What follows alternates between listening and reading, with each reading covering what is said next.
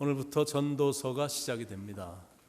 전도서는 성경 이렇게 중심에 5권의 지혜서가 있습니다. 욥기, 시편, 잠언, 전도서, 아가서 이렇게 있는데 전도서는 5개의 지혜서 중에 한 권이기도 합니다. 전도서의 그 내용은 인생은 살 가치가 있는가, 삶을 어떻게 살 것인가 이런 거에 대한 내용이 많이 담겨져 있습니다. 저자는 다윗의 아들 솔로몬입니다. 1절에 다윗의 아들 예루살렘 왕 전도자의 말씀이라. 솔로몬은 이스라엘 민족사에 있어서 가장 위대한 왕인 다윗의 아들입니다.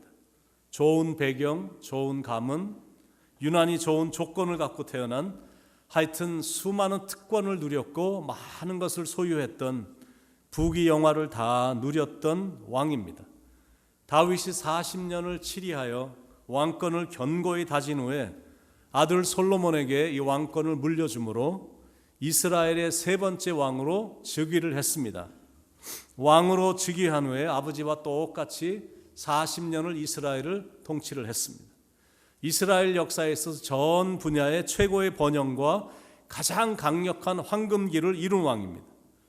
다윗이 밧세바와의 이런 사이에서 얻은 첫 아이가 그만 태어나자마자 죽은 후에 그녀를 위로하던 과정에서 얻은 아들입니다. 6천년 인류 전체 역사에 지금까지 통틀어서 최고의 부자였고, 아버지 다윗이 하지 못한 하나님의 성전을 아주 최초로 영광스럽게 건축한 왕입니다. 솔로몬은 여호와를 지극히 사랑했습니다. 어느 정도는 하나님을 사랑했냐면 기브온에 가서 1000번제를 드릴 정도로 하나님을 사랑했습니다. 이 1000번제란 게 뭐냐면 1000일 동안 1000번의 번제를 각각 따로 드린 게 아니라 1000마리의 소를 불에 태우는 번제였습니다. 뭐 그렇다고 해서 1000마리 소를 뭉텅이로 막 집어 던진 것이 아니라 한 마리씩 한 마리씩 잘 다듬고 각을 떠서 불로 이렇게 태워드리는 것을 1000마리나 했다라는 겁니다. 그것도 근처에서 한 게 아니라 예루살렘에서 한 6마일 정도 떨어진 먼 거리까지 가서 제사를 드린 겁니다. 그러니까 아마 최소한 일주일 정도의 시간이 1000번제를 하는 동안에 아마 소요가 됐을 것입니다.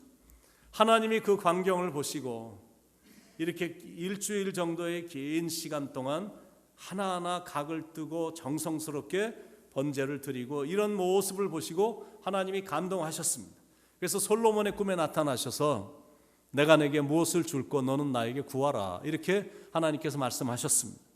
그때 솔로몬이 구한 간구의 내용은 자기 개인의 사리 사욕을 채우는 재물이라든지 부귀영화나 이런 것이 아니라 또 원수의 생명을 구하는 것도 아닌 백성을 잘 통치할 수 있는 지혜를 달라는 간구였습니다.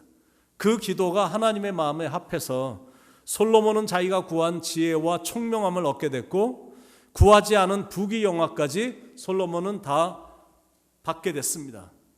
그런데 솔로몬의 아름다운 삶의 여정은 바로 여기까지였습니다. 왕이 되고 나서 이제 모든 게 다 잘 되자 그때부터 대부분의 왕이 그랬듯이 솔로몬도 심각하게 타락의 길을 걸었습니다. 아버지 다윗 때문에 나라가 국력이 강해진 건데 아버지 때문에 국력이 강해져서 이제는 더 이상 전쟁도 할 필요가 없을 정도로 감히 다른 나라가 이스라엘을 엿볼 수도 없는 정도로 강한 나라가 됐고 인구도 바다의 모래알처럼 굉장히 많아졌고 나라는 점점 더 부강해져 갔고 국민 소득도 높아졌습니다. 근데 그럴 때 늘 찾아오는 무서운 함정이 있죠. 개인이든 국가든 너도 나도 사치하게 되고 백성들은 흥청망청 지내게 되는 겁니다. 부귀영화는 하나님이 주신 분복이었고 축복이었지만 그 축복을 온갖 낭비와 그리고 날마다 이어지는 파티로 탕진하며 향락에 빠졌습니다. 그 모습을 하나님이 보시고 탄식을 하신 겁니다. 솔로몬의 실수는 첫 번째가 이런 방탕하고 무절제한 삶을 살았다라는 거고, 두 번째 솔로몬의 실수는 믿음이 전혀 없는 이방 여인들과 결혼했다라는 겁니다. 한 명이 아니라 아내가 700명입니다. 첩이 300명입니다. 주위에 네로라 하는 예쁜 여자들은 1000명이나 자기 아내로 삼아버린 겁니다. 그것도 다른 나라들을 방문하면서 그 나라에서 가장 예쁘다는 여자들을 다 데려다가 자기 여자들을 자기 아내로 삼은 겁니다. 이방 여인들을 아내로 삼은 겁니다. 그런데 솔로몬이 저지른 가장 결정적인 실수는 이렇게 이방 여인들이 갖고 들어온 우상신을 섬기도록 허락한 것이 가장 큰 실수였습니다. 그때부터 이스라엘이라는 전체 나라는 우상 숭배로 가득한 나라로 바뀌게 된 겁니다. 솔로몬의 인생은 그때부터 더 이상 올라가지 못하고 떨어지기 시작했습니다. 처음엔 정말 하나님을 순수하게 잘 섬겼습니다. 그래서 하나님의 축복을 풍성하게 받았습니다. 그런데 이제는 자기가 하나님보다 더 높아지고 자기가 더 유명하다라고 착각을 했는지 그때부터 그 안에 있었던 순수함은 다 사라졌습니다. 그 결과 솔로몬은 그 많은 부귀와 소유와 영화에도 불구하고 헛되고 헛된 인생의 길을 살았던 겁니다. 전도서는 솔로몬이 인생의 석양에 서서 곰곰이 지나간 인생을 돌이켜보며 쓴 책입니다. 그래서 그런지 전도서 이곳저곳에서 이 말이 참 많이 나옵니다. 2절에도 있듯이 전도자가 이르되 헛되고 헛되며 헛되고 헛되니 모든 것이 헛되도다. Meaningless, meaningless, everything is meaningless. 영어로 말하면, 다른 말로 말하면 vanity, 모든 것이 다 허무하고 헛되다라는 거예요. 여러분 참 신기하지 않습니까? 좋은 가문, 특권, 그 많은 소유에도 불구하고 전도서에서만 1장부터 12장까지 밖에 안 되는 전도서에서만 무려 38번 헛되다라는 고백이 나옵니다. 헛되다라는 말의 뜻은 이런 뜻입니다. 아주 추운 겨울날 이렇게 밖에 나가면 굉장히 춥습니다. 막 마이너스 10도, 20도로 딱 떨어져 있는데 나가갖고 추우니까 추운 공기를 향해서 후 하고 이렇게 입김을 내면 이렇게 갑자기 그 앞에서 포물선을 딱 그리다가 이 포물선이 금방 사라져 버립니다. 이런 게 바로 헛된 거다라는 겁니다. 야고보서에서도 이렇게 헛된 것에 대한 말씀을 하죠. 너희 생명이 무엇이냐? 너희는 잠깐 보이다가 없어지는 안개니라, 이렇게 말씀하고 있습니다. 그게 바로 헛된 것이다라는 겁니다. 뭔가 꽉 차 있다라는 생각이 드니까 이게 영원할 줄 알고 흥청망청되지만 이게 언제 그랬냐는 듯이 꽉 차 있었던 안개가 순식간에 다 사라져 버리듯, 수증기가 사라져 버리듯 그런 쾌락과 세상의 즐거움은 지극히 잠시다라는 거예요. 그래서 인생이 헛되다라고 지금 말하고 있는 겁니다. 또 헛되다라는 뜻은 3절에서 솔로몬이 탄식하는 것처럼 해 아래서 수고하는 모든 수고가 사람에게 무엇이 유익한고, 내가 수고하고 땀을 흘리며 새벽부터 나가서 밤까지 일을 하는 이 모든 과정인데, 그런데 깊숙이 살펴보니까 그냥 맨날 똑같은 일만 계속 반복하고 있는 겁니다. 그렇다고 대단히 부자가 되는 것도 아니고 그다지 확 나아지는 것도 아닙니다. 여전히 내 인생은 힘들고 어렵기만 한 거예요. 8절에 모든 만물이 피곤하다는 것을 사람이 말로 다 말할 수는 없나니 눈은 보아도 족함이 없고 귀는 들어도 가득 차지 아니하도다. 수고는 굉장히 하고 있는데 뭔가 잡아보려고 안간힘을 다 쓰고 있는데 손에 잡히는 건 없는 겁니다. 그저 텅 비어있는 듯한 느낌, 텅 빈 가슴인 겁니다. 권력, 이것도 그냥 있어 봤자거든. 러시아 대통령 한번 푸틴을 보시기 바랍니다. 그쪽에서 최고의 권력을 갖고 있다라는 이 푸틴을 한번 보시기 바랍니다. 아마 가슴이 텅 비어 있다라는 심정일 것입니다. 귀한 젊은 생명들을 꽃도 피우지 못하고 헛되게 무덤으로 보내는 악인이 됐으니까 이 권력자라는 게 이게 아무것도 아닌 거예요. 러시아 군인들만 10만 명 이상이 죽었으니까, 그것도 다 젊은 사람들, 대학 다니는 사람들 강제로 데려다가, 전쟁도 하지도 못하는 사람들 데려다가 그 젊은 꽃도 피우지 못한 젊은이들을 전쟁터에서 그 권력자의 남용으로 인해서 수도 없이 많이 죽어가고 있거든. 정치적인 파워, 그것도 한번 잡아보려고 애를 쓰긴 하지만 뭐 그것도 잡힐 듯 안 잡히는 게 또 정치적인 권력이거든. 돈도 그렇습니다. 벌어보려고 아무리 발버둥을 쳐봐도 그렇게 또 모아지는 것도 아니야. 그리고 돈이 모아졌다고 할지라도, 굉장히 많이 모아졌다고 할지라도 그것도 그냥 그렇습니다.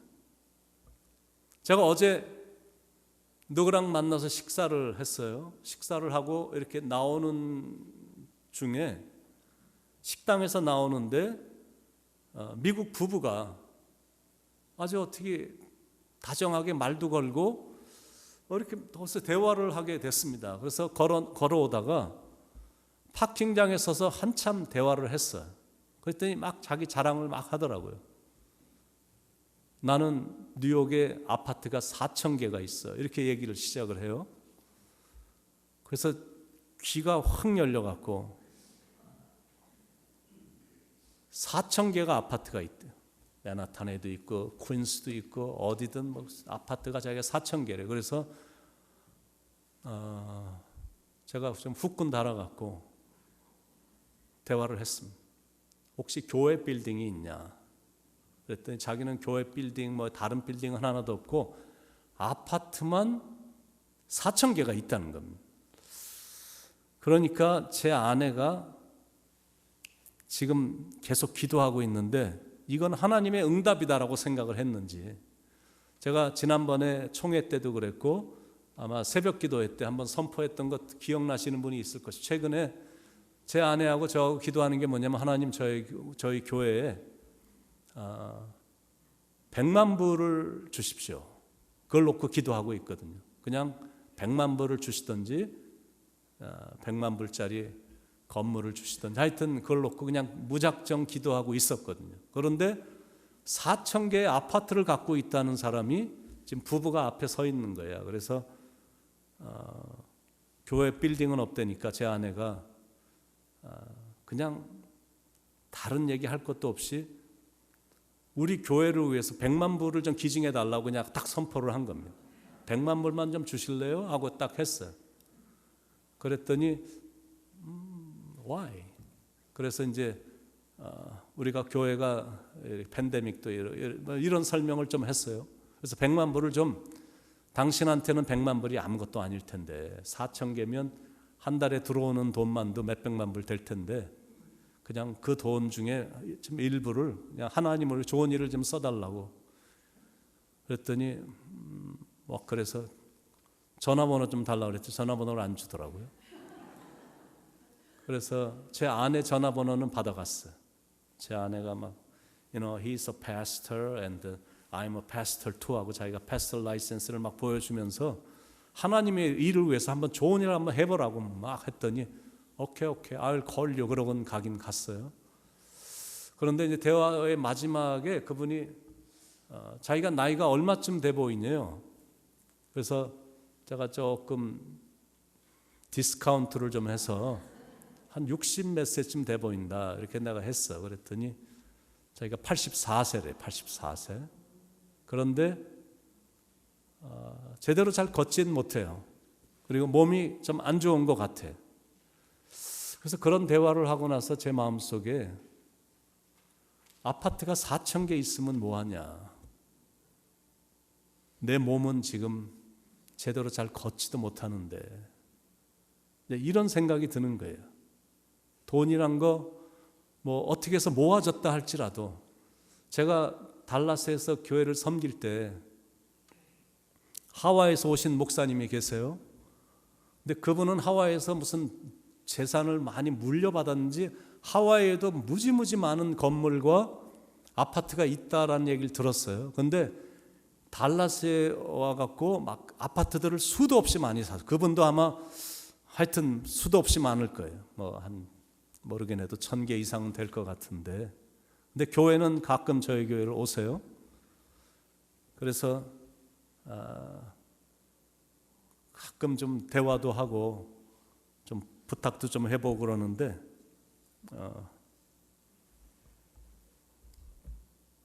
헌금은 1불도 안 해. 그래서 헌금 좀 하시라고 그랬더니 한번 100불인가 하시더라고. 아내. 그런데 부인이 치매를 계속 앓다가 몇 년 전에 돌아가셨고, 그 딸도 병을 얻어서 죽었고, 그분은 지금 90세가 이제 넘었을 텐데 병상에서 일어나지도 못하고 이러고 있거든요.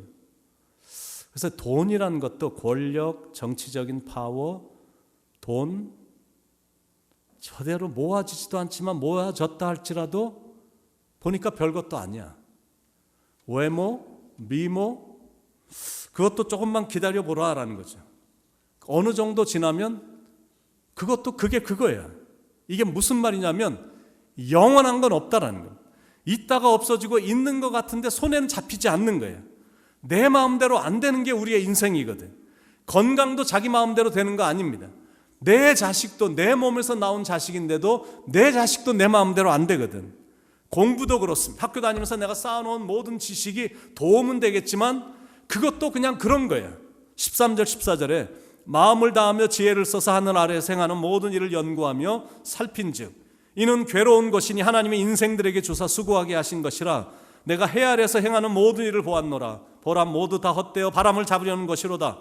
지혜란 것도 하나님의 뜻대로 사용할 때는 너무나 좋았는데, 그런데 하나님이 주신 지혜로 어리석은 일만 지금 골라서 하고 있으니까 그런 지혜는 아무짝에도 쓸모없는 어리석은 것이다라는 것.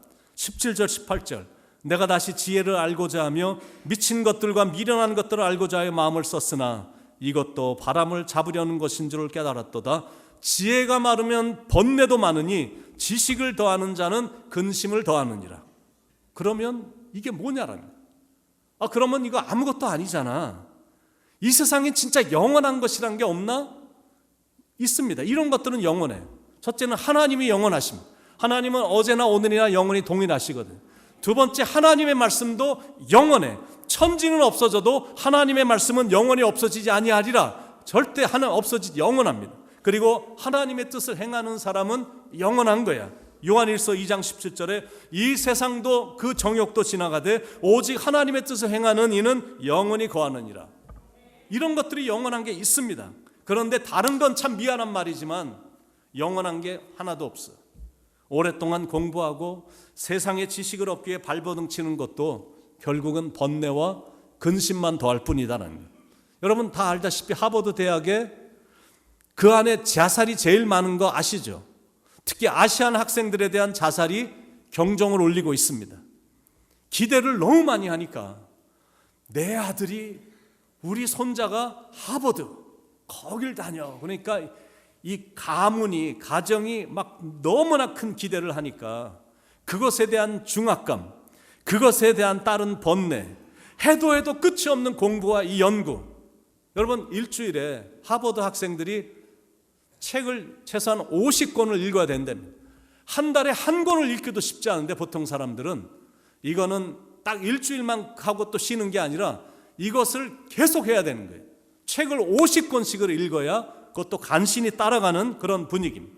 그러니까 인생이 얼마나 힘들고 얼마나 좌절이 되며 얼마나 스트레스가 많겠느냐라는. 그런데 그렇게 많은 공부를 했음에도 불구하고 이 구부러진 현실을 곧게 할 수도 없어.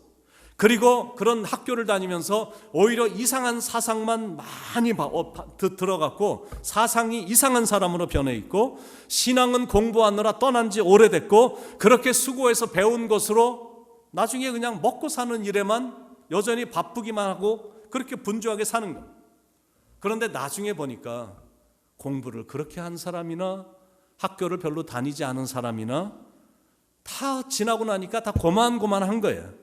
안 배운 사람도 인생의 경험과 연륜이 쌓였기 때문에 나름대로 인생을 살아가는 지혜가 풍부합니다. 그런데 많이 배운 사람들도 보면 쓸데없는 욕심도 많아. 그리고 걱정이 유난히 많아갖고 어리석은 행동을 하는 바보 같은 지식인들도 너무 많아. 결론이 뭐냐면 다 헛된 일이고 다 바람을 잡는 일이었다라는 거예요. 그러니까 전도서를 좀 깊이 읽다 보면 자칫 잘못하면 야 이거 우울증에 빠지겠다 뭐 이런 생각이 들 정도로 다 헛되다 그러니까. 영원한 건 없다. 다 허무한 것뿐이다. 모든 건 다 헛되고 헛된 것이라고 하니까, 반복해서 말을 하니까 참 혼동스럽고 참 힘든 부분입니다. 그렇다면 질문이 생기죠. 그렇다면 살아갈 만한 가치가 없는 것인가? 정말 의미가 있는 게 있나? 전도서의 결론은 대체 무엇인가? 전도서의 결론은 이것입니다.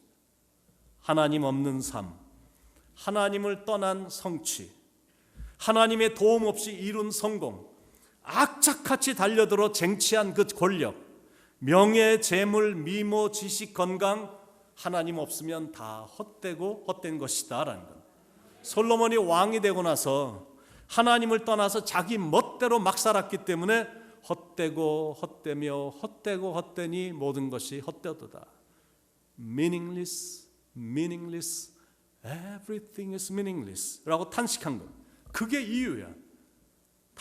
아버지 다윗의 인생하고 아들 솔로몬의 인생, 한 세대는 가고 한 세대는 오대. 지금 세대가 바뀌었어요. 다윗의 시대는 갔어. 이제는 솔로몬의 시대가 온 겁니다. 그런데 다윗은 인생을 참 잘 살았는데 솔로몬은 인생을 너무 못 살았어. 잘 살았다라는 말은 무슨 뜻이냐면 하나님을 진실히 사랑했고 하나님의 말씀에 순종하며 살았다라는 건, 그래서 길이길이 다윗이란 이름은 높임을 받게 됐어요. 다윗은 떠났지만 몇천 년이 지난 지금까지도 다윗은 가장 위대한 왕으로 추앙을 받고 있습니다. 이스라엘 나라의 국기가 이 육각형의 다윗의 별이잖아요. 그만큼 이스라엘 백성들은 다윗을 존경합니다. 다윗의 입에서는 단 한 번도 인생은 헛되다라는 말을 해본 적이 없습니다. 그의 입에서는 오로지 찬양과 감사만 나왔어요. 그런데 솔로몬은 계속해서 그런 부귀영화와 모든 걸 다 경험했던 그런 사람이 인생은 헛되고 헛되다라는 말만 반복하고 있어요. 그거는 하나님을 떠났고 하나님의 법도 아래서 살지 못했기 때문에 그렇습니다. 그런 좋은 조건과 그런 하나님이 주신 지혜까지 막 내팽개치며 순간의 즐거움과 육신의 쾌락을 위해 사는 바람에 모든 백성들로부터 존경을 다 잃었습니다. 그러니까 하나님을 떠나면 안 된다라는 거예요. 하나님을 떠나서 세상으로 뛰쳐나가면 정말 큰일 난다라는 거예요. 왜냐하면 이런 것들은 지극히 일시적인 거고 이거는 잠시 있다가 없어질 것이기 때문이다라는 거예요. 그래서 결론은 하나님 안으로 들어오셔야 됩니다. 하나님을 늘 가까이 하며 살아야 돼. 그러면 내가 참 지혜자가 되고 내 인생에는 부족함이 없는 거예요. 여호와는 나의 목자시니 내가 부족함이 없으리로다. 우리는 솔로몬의 삶을 통해서 무엇이 헛되고 어떻게 사는 것이 헛된 것임을 지금 보고 있고 앞으로도 몇 달 동안 계속해서 보게 될 것입니다. 세상적인 것들은 뭐냐면 그냥 하나님이 주신 보너스야. 보너스에 불과한 거야. 그런데 보너스밖에 안 되는 이걸 위해서 나의 한 번밖에 없는 귀한 인생을 바쳐서야 되겠느냐라는 겁니다. 보너스와 이 엑스트라를 위해 나의 귀한 삶을 투자하면 나중에 땅을 치며 후회할 거거든. 우리가 추구하며 살아야 되는 거는 보너스를 주시는 주님을 위해 사는 거야. Not a gift. 보너스와 이 선물을 놓고 선물 때문에 사는 게 아니라 giver. 이런 보너스와 이런 선물을 주시는 그분을 위해서 사는 거죠. 모라비안의 지도자였던 진젠도르프 백작이 굉장히 부유한 가정에서 잘 자랐던 사람인데 어느 순간 갑자기 자기의 그 많은 소유를 다 내팽개치고 복음을 전하기 위해서 뛰쳐나갔을 때 그의 친구들이 와서 이렇게 물었습니다. 자네의 야망은 대체 무엇인가? 그때 그는 이렇게 대답했습니다. 그리스도, 오직 그분뿐. 깊은 밤에 성 어거스틴이 성경을 읽고 있다가 잠이 들었는데 꿈속에서 천사가 나타나서 물었습니다. 그대는 대체 무엇을 원하는가? 그때 성 어거스틴이 고백한 말입니다. 저는 아무것도 원하지 않습니다. 주님 밖에는요. 성 프란시스의 일생의 기도 제목도 예수여 나의 전부여 그거였습니다. 테레사 수녀도 나는 예수님 한 분만을 위해서 태어난 목숨이다라고 말을 하기까지 했어요. 자, 여러분의 야망은 대체 무엇입니까? 여러분의 꿈은 대체 무엇입니까? 무엇이 대체 여러분을 만족해 하십니까? 이게 너무 어려운 질문입니까? 그럼 다른 질문. 여러분은 하나님 안에서 사십니까? In God. 여러분은 하나님과 함께 사십니까? With God. 그리고 여러분은 하나님을 위해 사십니까? For God.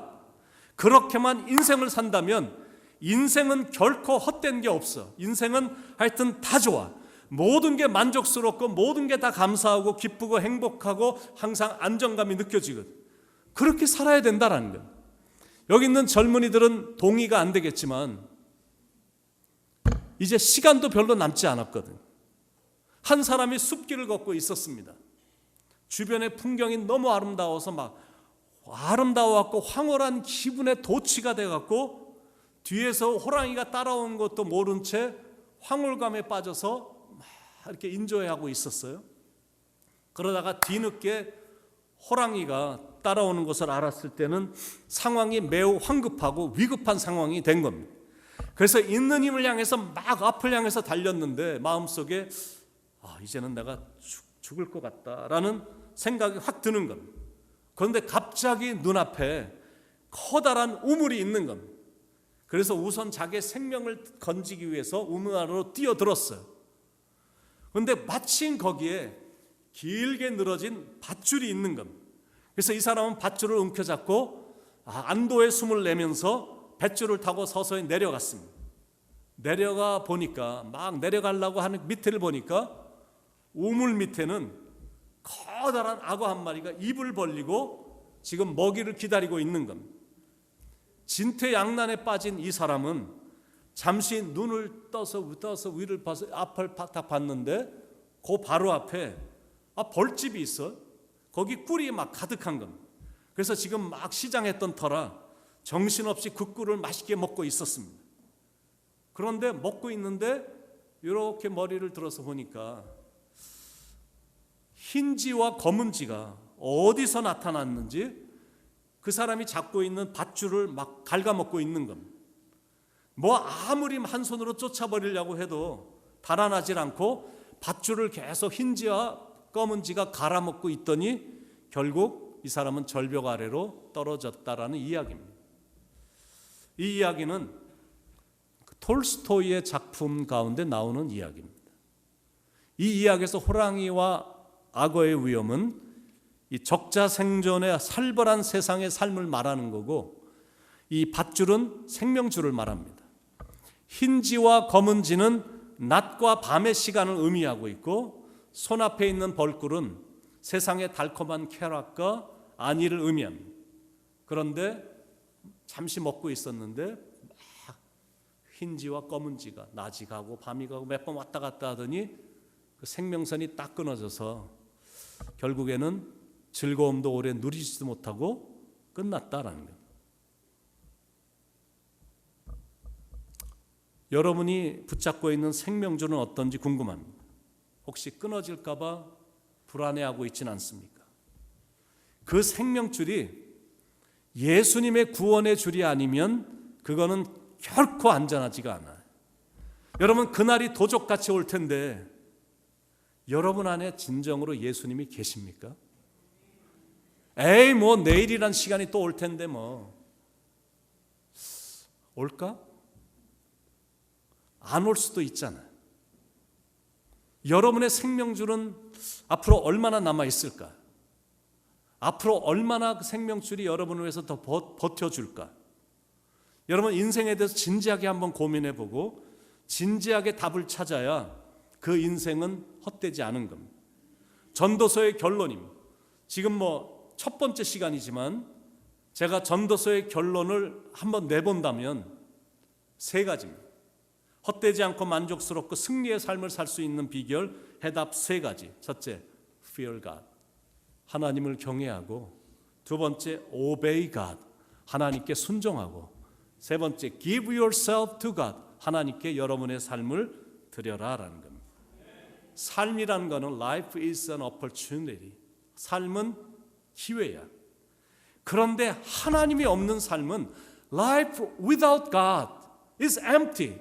하나님 없이 살아가는 인생은 너무 공허한 거야. 너무 허무한 거야. 텅 빈 가슴인 거야. 그런데 하나님 없이 죽는 삶, death without God is calamity. 이거는 재앙이야. 내가 하나님 없이 죽는다는 거는 이거는 최악의 재앙이거든. 제가 어떨 때는 그 예수님을 안 믿은 사람을 진짜 가끔 하는 경우가 있어요. 지난 몇 달 전에도 프로싱에 어떤 분이 누가 돌아가셨는데 장례식을 할 사람이 없다고 그래서 제가 가서 했어요. 이런 경우들이 있어요. 처절해. 재앙이야, 재앙. 돌이킬 수 없는 재앙이야. 하나님 없이 살았고 그 마지막에 하나님 없이 죽어가는 그 모습은 아주 최악의 재앙이야. 그런 공허한 이런 과정이 안 되도록, 그리고 그런 끝이 안 되도록 이 막간의 인생을 반드시 하나님과 함께 살아 헛되지 않는 여러분 안에 만족감과 행복이 넘치는 인생을 사시길 예수님의 이름으로 간절히 축원을 드립니다. 기도하겠습니다.